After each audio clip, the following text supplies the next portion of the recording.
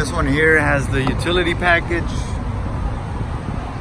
does have a 6-foot bed compared to this one that has a 5-foot. This is more of a work truck. Regardless of which Tacoma you have, you're gonna see a button like this. You might be wondering what it is. It is a button to enable the heated function on the side mirrors. So if it's cold or foggy, they're fogged up, that'll defrost them and allow you to see again. So that's what that button is. Let's turn it on.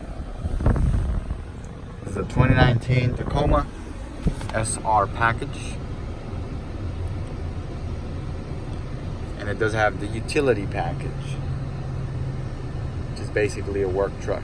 Black door handles, fixed rear window,